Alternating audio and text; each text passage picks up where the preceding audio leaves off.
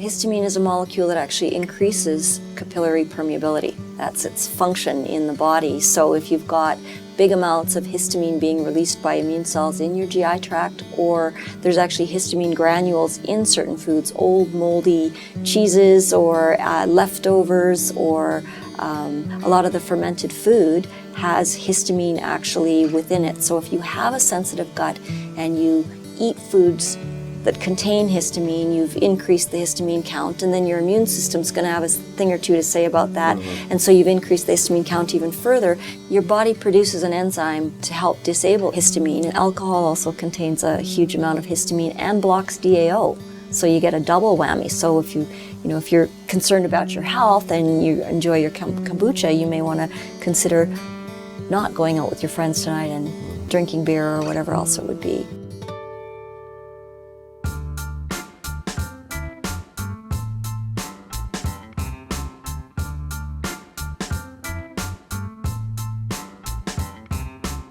Dr. Deb Heald, it's great to be with you today. Our mutual friend Eve Plews just speaks so highly of you and your ability to articulate, kind of these kind of abstract lifestyle ideas and aberrations in our environment that can affect disease. So I'd love to kind of, pick your brain on various aspects of that. And first, maybe talk about something that we were talking about offline, where you would go in prior to a recession. You can maybe allude to how stress was so pervasive in the workplace. And you saw that really before you really knew where it was coming from. So let's launch there. I practice naturopathic medicine in downtown Calgary, so we're a city of about 1.2 million people, and our biggest industry is oil and gas. So I was observing with clients working in the oil industry that their stress levels were accelerating, and they would come into my office and literally have their lunchtime breakdown. We dry their tears and get them back to work. And so I was seeing more and more of that before we ever saw oil prices falling. And in the lunch and learn lectures that I would put on for corporations, initially they wanted to talk about how to pack or plan a healthy lunch, or detoxification and the importance of that. And then it was just about every lecture that I was being asked to do was addressing stress. So you could just feel the stress in these corporations mounting, and then we just watched the floor fall out of our oil and gas industry as the oil price dipped, and we're still deep in recession here. So everybody's stress level is high, whether they're oil and gas directly employed or now unemployed, or whether it's tangential and it's the daycare that used to take care of all the kids of the people working in oil and gas. And so I don't think our stress is over yet. Mm-hmm. And we could look at that, microcosm of Calgary, and I think extrapolate that to many cities, with the real estate boom in the States that happened in '08 and so forth. And so this is like top of mind, and a lot of people talk about stress. We talk about heart math and meditation and so forth. In that corporate setting, what are some of the modalities that you would like people to incorporate in their lifestyle to help, manage the, the perceived, stress? What would you do there? Finding a way to relax, especially right before you go to bed, would be brilliant. So I have a young fellow who's in pipe sales in oil and gas, and his cortisol levels were sky high. And I said, we really need to get a grip on cortisol. It's stealing your sleep. It's stopping you from healing every night as you're in bed. And he said, well, is there any natural way to bring cortisol levels down? And I said, there is. I was so excited that this 28-year-old wanted to go the complete lifestyle natural way. And he said, what is that? And I said, well, you'd have to learn to meditate. He says, do you have a pill? And so, fortunately we do. We've got a lot of understanding of how to bring cortisol levels down, and there's some amazing products out there that can help. But ideally, it's getting your mind to a point of being able to rest, and recognizing that there are things in this world that you can change and there are things that you can't, and not letting the ones that you really have no influence over own you. It's a very, very big thing. If you're running high on cortisol, it's going to disrupt your sugar metabolism, your insulin regulation. It's going to stop the blood flow to your GI tract, and boy, then we can completely unravel our health when our guts are taking the hit because of stress. One of the things that we see in the research is meditation is emerging as like the sine qua non of like curbing the stress response. And it sounds so easy to people, just go and meditate. Like, come on, what's wrong with you? Just make a habit of it. But as a clinician, like, how successful has that been, like implementing the habit of meditation, do you find that a lot of people adopt that, or are you finding that you're doing workarounds to like get them there? You have to do workaround to get people there. So one way you can do it is if somebody's willing to engage in a yoga practice, and if they're the real stress junkies, they need to do ashtanga yoga. They need to do something where they're physically taxed, and then at the end of it, they're so exhausted, they can go into that shavasana at the end, which is the bridge to meditation for them, providing they're not just sleeping. But understanding that you can just hold space quietly at the end of an intense exercise period starts that bridge into meditation. I have another patient who, on the recommendation of a family member, went to a meditation retreat a couple of weeks ago. And she was unaware that for the week that she was there, she didn't realize she wasn't going to be allowed to speak or communicate in any way with anybody else that was even there. It was a forced week of silence, and she thought she was going mad. And I said, so at the end of it, I mean, it was a stressful week for her because she wasn't properly prepared for what she was getting into. But I said, what is your meditation practice like now? She said, it's amazing. I can just drop into it like that. So I don't know that you really need to go to a 1 week, self-depriving, intensive yoga retreat. But for her, it was brilliant. And it's hard to find the place to meditate. You know, if I were to meditate in my own home, I'd be sitting there thinking, I should go down and clean the fridge. It's sort of like studying in your own home. There's all these distractions to talk yourself out of doing it. But I think the easiest way for people is to tie it into exercise. So after they've had an intense workout, to allow themselves to just sit and be still works probably more effectively than anything I've seen. Interesting. I would love to expand upon that, and I'll just share my personal experience. I've been doing heart math since 2011, and so that really helped, but still I caught myself like what you were saying, like if you're in your home, you're like, okay, the dishes, my daughter, the dogs, the garden, whatever. And then going to a Vipassana. So this is like the Insight meditation group, and they had a 1-day silent retreat. And so it warmed up to it where we met every Monday night. So people can Google like a local meditation center. And I thought that was really unique because we kind of warmed up to it, and it was a 6-week course, and then they kept prefacing the 1 day, it was like, this is like your kickstart, And after doing that, I don't know what it was. I don't know if it's placebo or not, but it's been really, getting into that habit has been beneficial. So it's like, it's like a big boot camp, which I thought was really unique. It was intimidating, like meditating for a whole day. And you don't, of course, meditate the whole day. You do like walking meditations and mindfulness-based work. So really unique. But when I was prepping for this interview and learning a little bit more about you, you used to do marathon training and a lot of distance running, and then you switched to more interval-based and yoga as your form of exercise. So let's kind of talk about that and how that can affect the stress response and so forth. Because like you mentioned, what we see with executive people, they want to do the triathlons, and they're the type A's, and they're just burning their adrenals. And how does that all weave together? It is definitely a physical tax on your body. Yeah. We weren't built to run 26.2 miles. I mean, there was one elite runner that would be charged with delivering messages to or from the king, and puts a physical tax on the body. And so when you're physically taxing yourself with your exercise, and then you're taxed because of your financial status or your job status or your family status, you're actually doing more harm with your exercise than you are doing good. Yeah. So it has to be sort of more moderation. And I was in my 20s when I was running marathons. It did take a toll. Knees aren't generally meant to run that distance, but even just the intensity of the training and having to run a minimum of 12K a day. And then you're trying to weave that into, when do I have the time to do that? And so everything about the exercise, the intense over-exercise, can be a stress. Yeah. So, and I don't know that there are a lot of really healthy looking marathoners, right? They've got a lower level of body fat than would be ideal for cell health, hormonal health. So I'm not sure that that's the ideal. For some people, you can do it for a period of time, accomplish your goal and move on. But for really stressed people, over-exercise is not a great idea. Yeah, it seems like a viable escape or coping mechanism, but then it becomes like almost like a pathological addiction of sorts, and I've noticed like adrenaline. I personally, used to race bicycles, and I was in my early 20s and unsure about my future and stuff like that. And so it was the escape, and then it became a problem that it's more of like a form of procrastination is what I personally found. But Really interesting there. So what to kind of summarize the exercise aspect in relationship to stress management, really doing interval training. And so yourself, like you said before, you're in your 50s and so forth. What does interval training for you look like? And has that changed over the years? It has. And so I do my intervals on alternate days, a little bit of resistance training on the days in between, and I don't kill myself at it. I try and commit 25 to 30 minutes a day.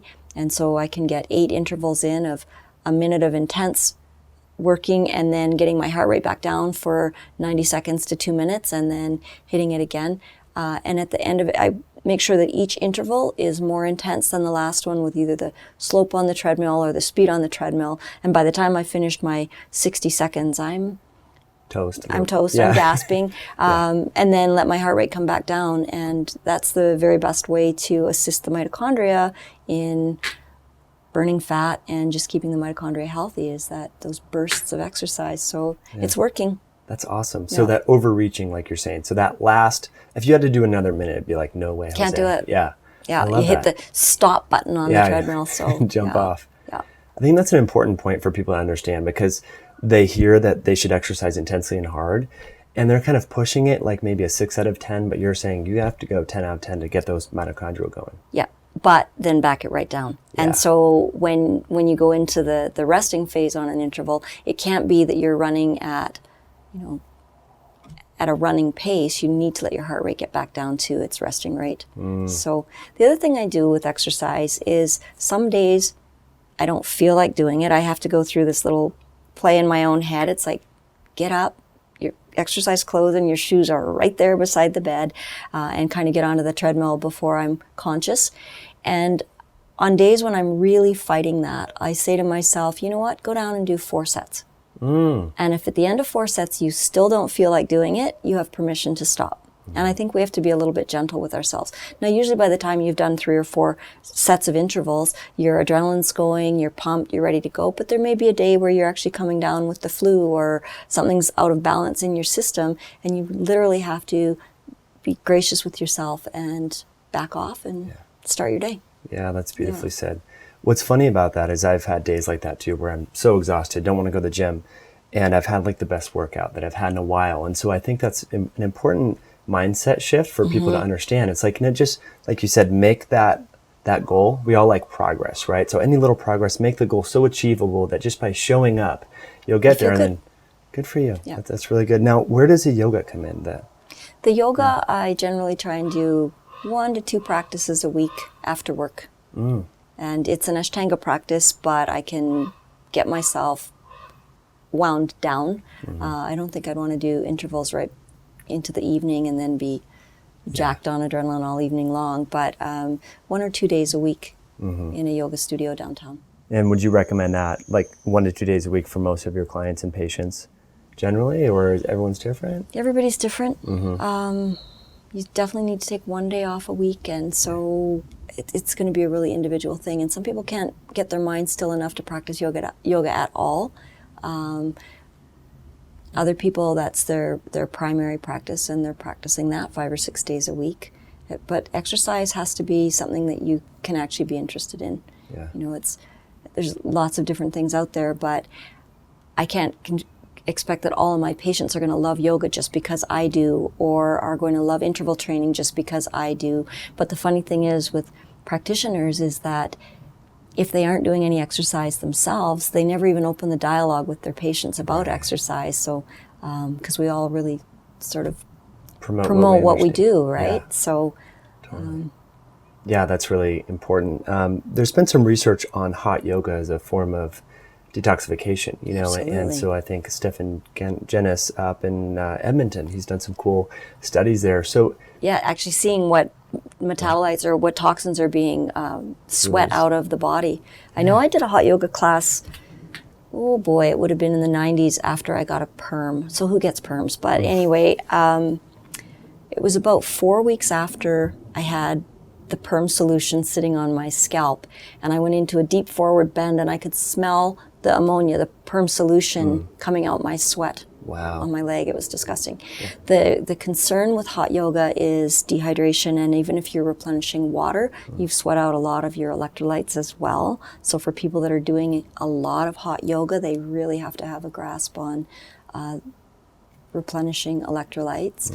And you have to keep the ambition out of it, because in that really hot room, you can stretch ligaments and tendons further than they may have otherwise gone. And so I've seen a lot of injuries from it. So as long as people are mindful of that and their ego's not pushing them into something that they shouldn't be doing. Yeah. But it is an amazing way to detoxify. So sweat is, right? So sweating in a hot yoga class or sweating in an infrared sauna are really effective ways of getting some of the man-made toxins that your liver says, what is this? I don't know what to do with this. I'll just store that in your fat and come back and get it on a rainy day.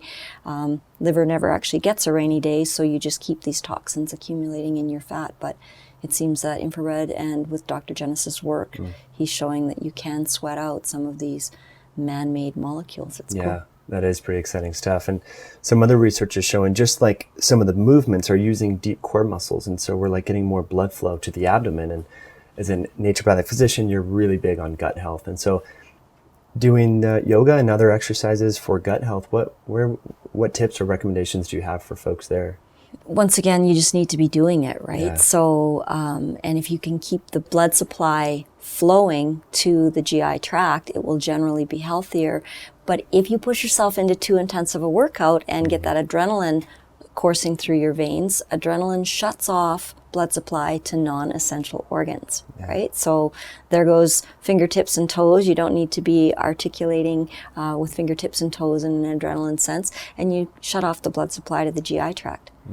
So if you've got anything in there that's not completely digested, it's going to sit there and ferment. Yeah, which is not good. No, not good at all. That changes the environment that the bacteria are growing in, and it'll change the type of bacteria that can grow. So planning your exercise and your meals and that sort of thing. So once again, the big adrenaline rush may not be ideal. If you want to do an adrenaline-based workout, you should probably be doing it in a fasting state. Right? That's a really good tip. I love that. I mean, so are your yoga sessions in a fasted state?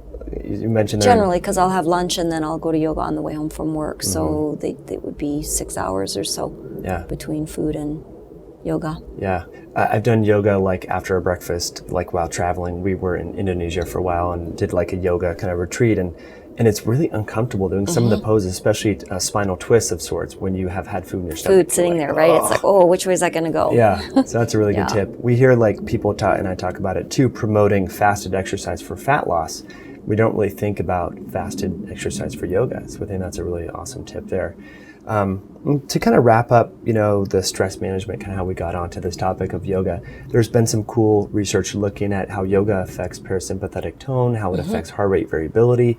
So to kind of come full circle, what I heard you say is like yoga is a nice bridge to learn the meditative practice, to learn how that can affect meditation. I find it to be.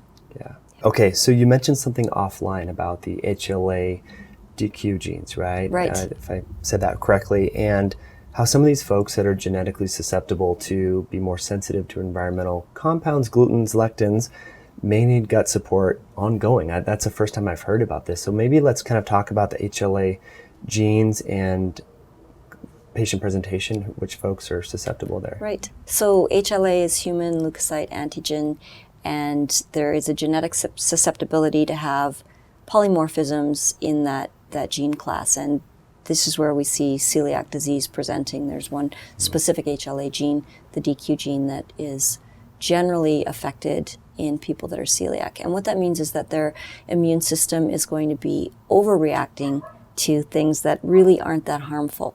So when we look at classes of food, beans, seeds, nuts, grains are all embryos of another species, so are eggs. And the world only moves forward as each species is able to perpetuate itself. The plant doesn't want you to eat its young, right? So it embeds these lectins, which are a defense mechanism for the embryo. And if you're susceptible to eating these lectins and then having a reaction, it's more than just the gluten that will generally set you off. It can be beans, seeds, nuts, grains, eggs, dairy, and nightshade vegetables. So if you have this genetic susceptibility, you're just always going to be at risk for some particle of food turning on an immune response. And then when the immune response gets turned on, the gastrointestinal tract has its very own immune system. That's pretty much immune globulin A. So secretory tissues use immune globulin A. And if you don't have enough of an immune response in your gut will ask for support from immune globulin G, which is in your blood. And the only way you can get immune globulin G from the blood into the GI tract is to open the junctions between the blood and the GI tract. So here we have leaky gut syndrome, right? Wow. And now all those junctions are open to allow the immune globulins into the GI tract. Food particles can go into the blood, and the blood says, is this self or not self? And when it determines that whatever you've eaten in the, while your gut was leaky is not self, now you're going to react to even more foods, and the inflammation just sort of feeds itself forward. Oh so for people that have this genetic susceptibility to their immune system being overreactive, they need more than just getting their, more than just glutamine, though glutamine's helpful in feeding those hepatocytes or those enterocytes. They need to be more mindful of their food on an ongoing basis, but living on a autoimmune diet it's restrictive. It's really okay to do if somebody's grossly inflamed and feeling unwell. They can commit to 12 weeks so that they feel better, but it's really hard to live on an autoimmune diet. So if we can do other things to support the GI tract with immune globulins that are not dairy-based, if we can be tempering the immune response by deactivating histamine in the GI tract, it's really helpful. And then repopulating with the proper gut flora, good bacteria, to keep the defense mechanisms of the GI tract moving forward. And it's not just a matter of hitting a reset button and then going back to normal. It's a sort of a life commitment to keeping your gut happy. So Dr. Heald, I think that's a beautiful way to articulate, and I haven't heard that before. How we hear about immunoglobulin A being the primarily immunoglobulin and defense mechanism in the GI tract, but what we're saying is if someone is genetically susceptible to these lectins and so forth from seeds and nuts and eggs and what have you, IgA goes down, the gut's going to, as a compensatory mechanism, open up, serum IgG is going to go through. So I think a lot of people get their food sensitivity test back and they see high IgG and they say, I feel fine when I eat that food. But what we're saying, or what you're saying is, well, that's actually an indirect marker of intestinal permeability because your body's trying to get these immunoglobulins out there. So scary stuff. So before we forget, there's a conversation that you had with Alessio Fasano, the founder of this whole Zonulin theory of intestinal permeability. Right. Share with us that. So the lectin in wheat is gluten. And for people that are sensitive to the gluten, their immune system will kick up a molecule called zonulin. And we know that zonulin breaks down the tight junctions between the GI tract and the blood. So in a conversation, I asked him if other lectins in other foods could potentially be doing the same thing. And we just haven't isolated the molecule, as zonulin was isolated, but could still be having these same responses and increasing the gut permeability in the same way. And he said, absolutely. Actually, he said exactly. Let's talk about these other antigens or other lectins like we talk about. I mean, people think gluten, they know gluten, but there's other gluten-like molecules and other anti-nutrients. Sure. What are some of the big ones that we should know about? We don't have them identified by name necessarily, but there are a lot of other nutrients or anti-nutrients that are in foods, the beans, seeds, nuts, grains in particular, that we will have a response to, and some of them attach to glucosamine. So when you think about joint health, if you're sensitive to the lectins that are in the nightshades that bind to glucosamine, are you really having degenerative joint issues with your knees, or are you just eating a lot of potatoes and the lectins from the potato are binding with your joints and inflaming them? Oh my gosh, that is such a new topic for so many people. Let's talk more about that, because we hear a lot of people like, oh, I would exercise, but my knees hurt or my hips hurt or whatever. So what we're saying is these triggers from foods can drive joint pain. Absolutely. So what we need to do is help with the pain, and some of the curcumin products are absolutely amazing anti-inflammatories for being able to do that in the short term. But if there's a dietary cause and you're eating potatoes every day and you're actually sensitive to potatoes, you may not have to have the joint pain at all. And so we're seeing a resurgence in grain-free carbs, and so sweet potatoes and potatoes are like on that list where people think, well, it's gluten-free, it must be good. But are you seeing that in your sensitive patients, that potatoes are a big problem? As a nightshade, absolutely. So potato, I don't have that many patients that actually eat eggplant. What do you do with an eggplant? Yeah, but so that's not a big thing for people to knock out of their diet. But the tomato is huge and the peppers are huge. So yeah, for people that have joint pain, it's a pretty easy trial. Go off of nightshades for 2 weeks and see if your joints feel better. That's fantastic. And you mentioned some of the dietary supplements too. So like curcumin. Right. My favorite raw material form is the BCM95. It's emulsified into turmeric essential oils. It's really awesome. And you mentioned histamine enzymes, like enzymes that break down histamine. Let's talk more about histamine in this connection to gut permeability and so on. Histamine is a molecule that actually increases capillary permeability. That's its function in the body. So if you've got big amounts of histamine being released by immune cells in your GI tract, or there's actually histamine granules in certain foods, old moldy cheeses or leftovers, or a lot of the fermented food has histamine actually within it. So if you have a sensitive gut and you eat foods that contain histamine, you've increased the histamine count, and then your immune system's going to have a thing or two to say about that.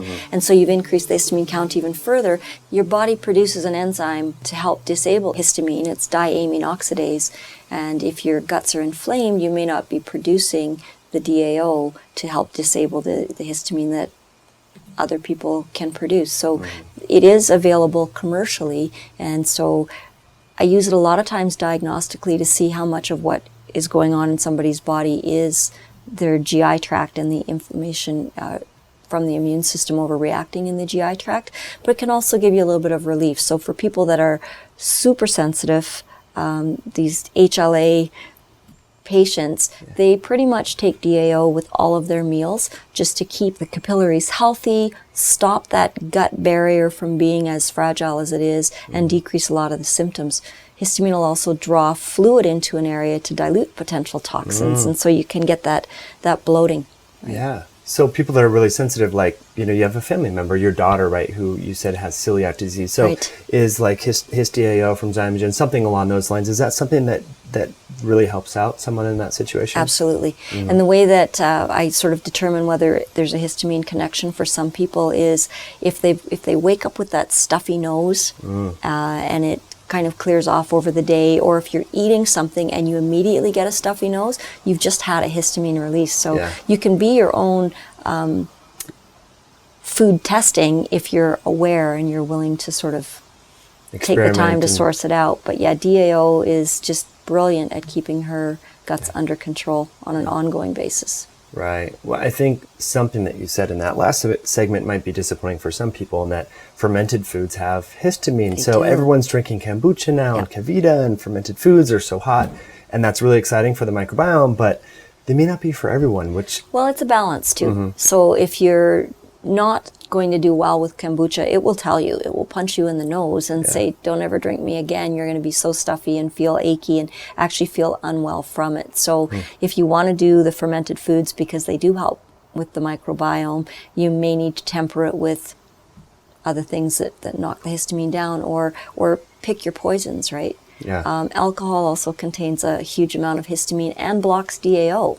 So you get a double whammy. So if if you're concerned about your health and you enjoy your kombucha, you may want to consider not going out with your friends tonight and drinking beer or whatever else it would be. Right, to not kind of push yourself over that limit. Yeah, what's interesting, some of the research that I've read about, like Diamine Oxidase, this enzyme that we're speaking about, and some of the clinical trials on that, a huge red flag is if someone has an adverse reaction to alcohol, like you mentioned. So the stuffy nose that you talked about, headache, waking up feeling tired and lethargic. So I think that's a really good question to just be honest with yourself. And if you're drinking a little bit of alcohol and you have that reaction, it could be histamine. Not a lot of people attribute or associate those symptoms with the sulfites and sulfates, which may not be the case. But the sulfites can kick up a histamine response. So it is related. It's a vicious cycle. Yeah. Then. Yeah. And then what I'm really disappointed about, I'm sure some of your patients are, is the glyphosate that is sprayed on grapes. So alcohol, while it's been touted as like a health food, red wine, probably not so much. Not so much. And if you can find organic sourced grapes that were picked at the right time and fermented in the barrel for the 18 months and not sulfited in the process of making the wine, you may find that you can get away with drinking it and not have the stuffy nose and the headache the next day. But the benefit of the resveratrol that you're getting from the grapes may be replaceable by some other nutrient supplement, and I just don't know that I can step up and say that wine is a health food. Because you see so many issues, and then if it's a health food, then more is better, right? And some people... I guess we could go there. There is the alcohol that needs to be metabolized, and the burden to the liver for doing that may negate any of the upside of the resveratrol, but it's a big debate. So the detox way of things says that alcohol is not healthy for you, and the cardiovascular side says, well, it could be, but resveratrol may be a way to get around it. And the way that the resveratrol affects the body is it is a natural fungicide that the grape built to deal with fungus, and when we ingest it, it's irritating to our DNA, and our DNA produces antioxidants in response to the fungicide of the grape. Yeah. So it's like going back to that exercise where you're doing that overreaching, you're causing a little bit of cellular stress. Exactly. What you're saying, that resveratrol is doing the same thing. Yep. Awesome. On your stove right now, our listeners may not be able to see this, but you're cooking bone broth, right? Yes. You're doing broth. And so that's another hot item right now. Like we're talking about kombucha and ferments and bone broth. These are all wrapped in the same like health movement right now. There's some issues there with histamine and so forth. So what are your thoughts there in terms of like the healing potential of the bone broth and the potential downside of the histamine and glutamate and so forth? The histamine and the glutamate, and for a subset of people, people with lupus who could benefit from this autoimmune protocol in bone broth, would maybe be overloaded on protein. And if they've got kidney manifestations as a part of their lupus, they should not be doing bone broth and that autoimmune high meat diet. But it's all sort of in balance again. And if I was lecturing on food, and somebody brought up the question of, should people be drinking milk as adults? And really, it's a big debate, right? Most people have a little bit of a sensitivity to dairy once they hit puberty. As mammals, we should no longer be relying on our mothers once we're old enough to hunt and gather on our own. And most of the time, we don't have good digestive enzymes to break the milk down. But if the option is milk versus soda pop, I'd way rather people drink milk. So with a bone broth, with fermented food, if it's actually making you feel worse, you have to be able to find a way to quantify or qualify that and not do it. But a bone broth over a cheeseburger from a fast food restaurant. Right. So be realistic in what your other options are and stuff like that, and your potential negative symptoms of having that. Yeah. Right. And glutamate's not an evil amino acid when it's balanced with other amino acids. Glutamate's evil when it's extracted as an isolate and is overwhelming to the nerves, turning them all on. And so if you've got glutamate coming through a bone broth from the marrow, there are other amino acids there that should balance it. But if you eat bone broth and you find that you've got headaches or sort of MSG type symptoms, then I wouldn't be eating bone broth. So what I heard you say, that's another really interesting aha moment, from this interview, is if you're eating real food that are high in glutamate, it's not the same as like having a cheeseburger or French fries with added MSG. Right.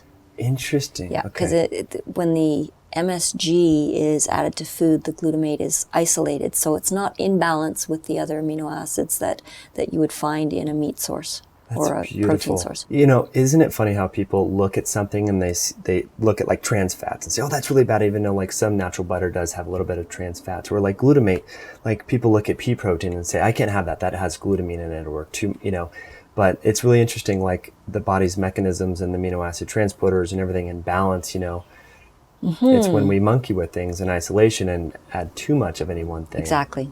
Wow. So if you're eating whole food, it will be in balance as nature intended it.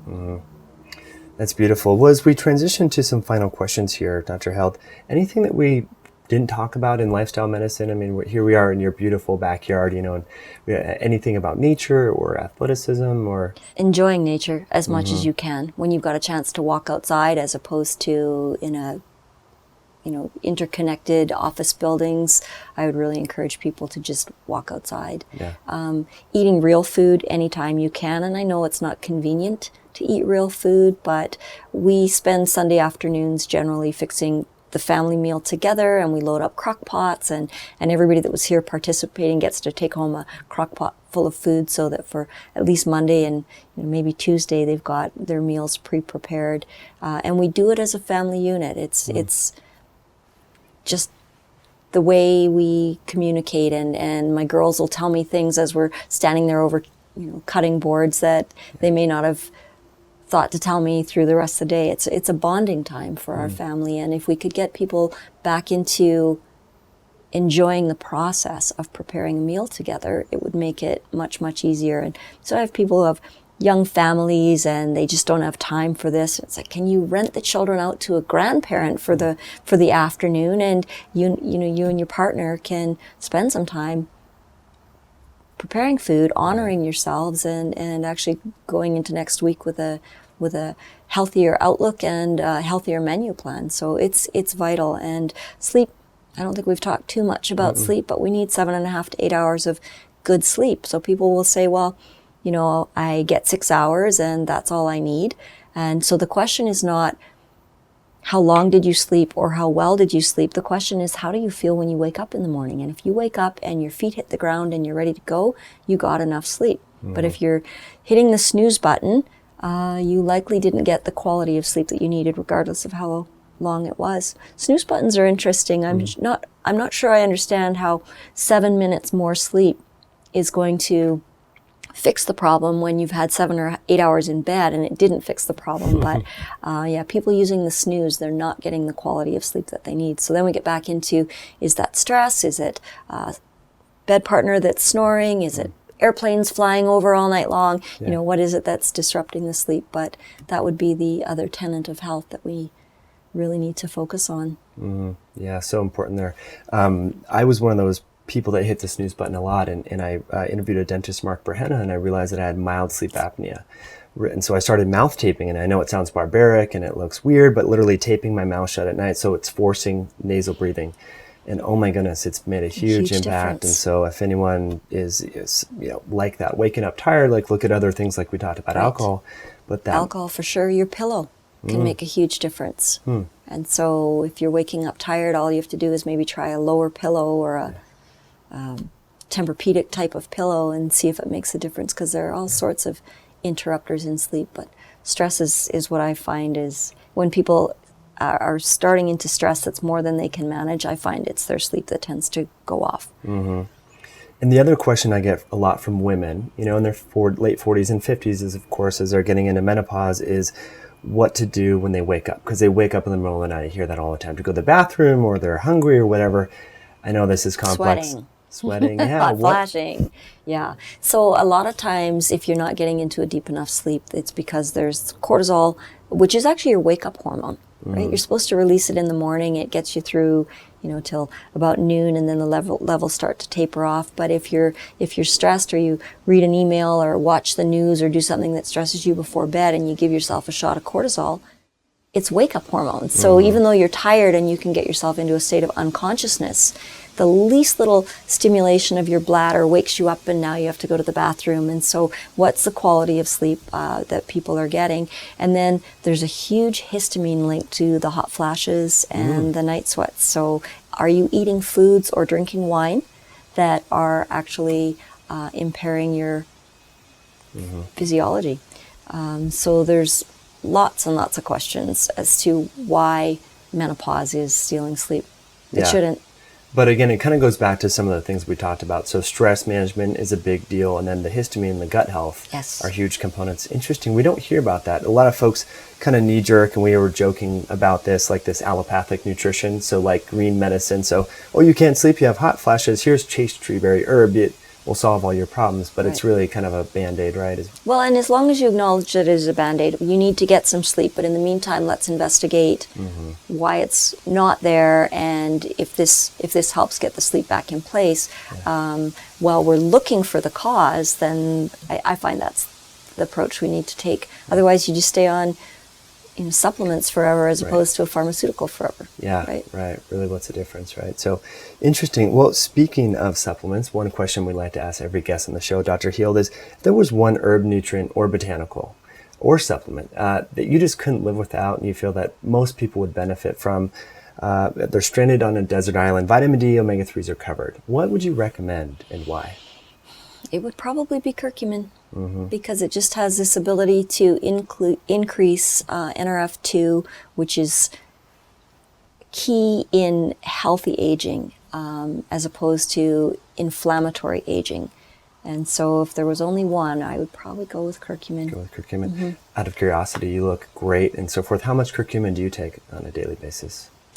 I definitely take it every day. Yeah. And it depends on the form as to what the dosing would be, but a gram, something like that. Yeah. 500 milligrams.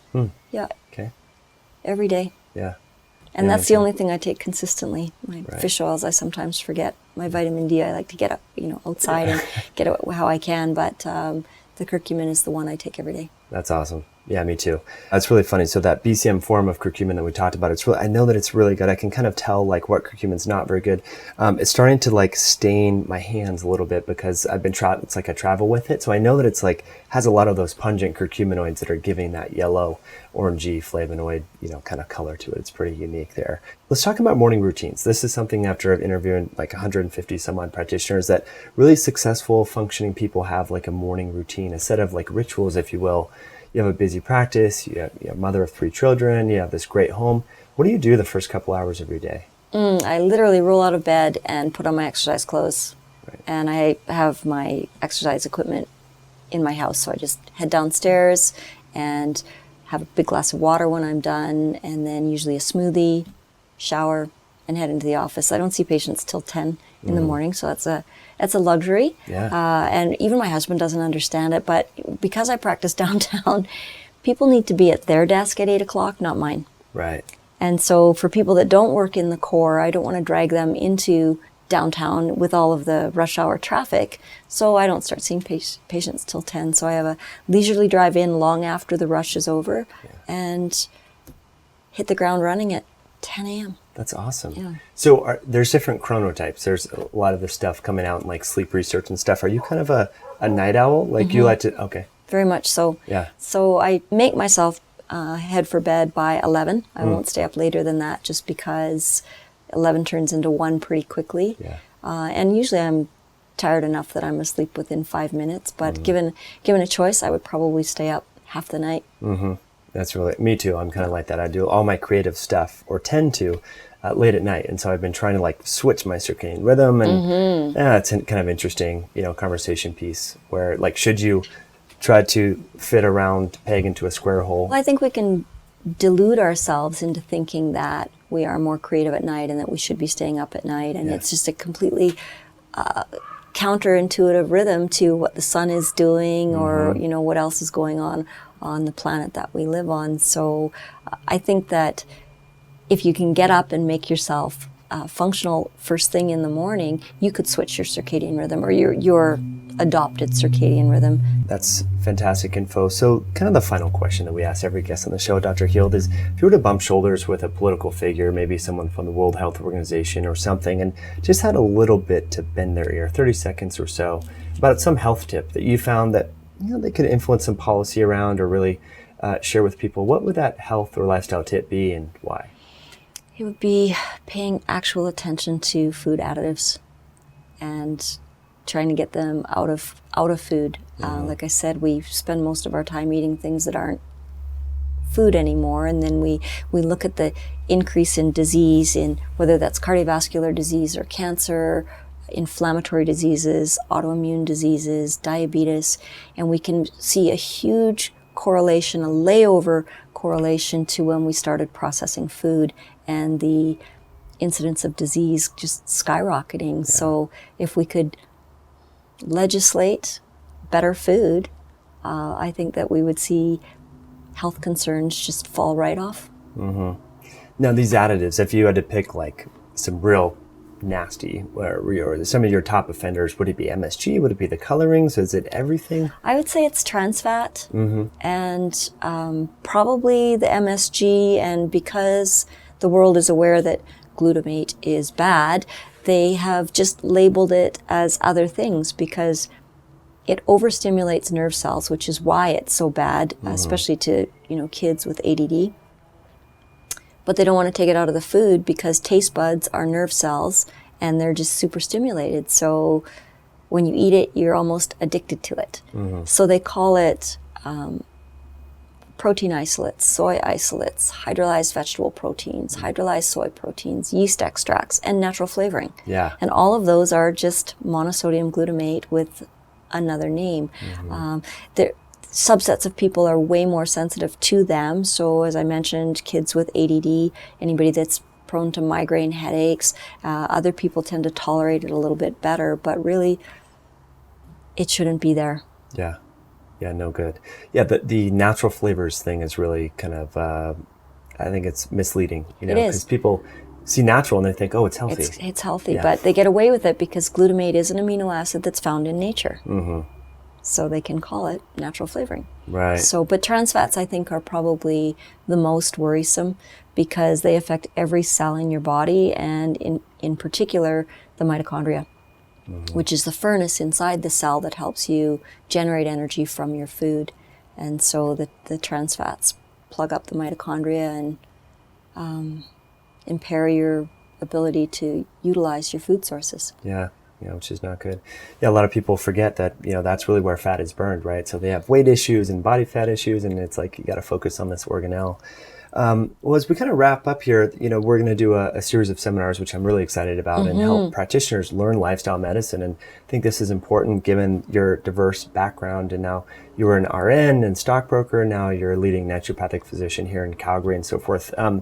Any pearls or insights you'd want to share with folks who are considering going to one of these events that we have in Canada? Oh, I would recommend it strongly. The more you can learn about functional medicine and keeping the body in its highest state of function, the more puzzle pieces you're going to be able to fit in and affect your patient's health, figuring out what set them up to have this disease process, what the triggering event was, and that's where you need to go to unravel the damage. So I would strongly recommend people get as much education in functional medicine as they can. Totally. So Dr. Heald, as we wrap up, I know you have a great website and stuff. If folks want to reach out to you, what's the best online channels for them to connect with you? The website is freshmedicine.ca, and there's a link there that if they have questions, they can just email me through the website, and hopefully I can provide some insight. Fantastic. Well, I really appreciate you coming on the show. I've learned a lot Mike. from chatting with you. Thank you.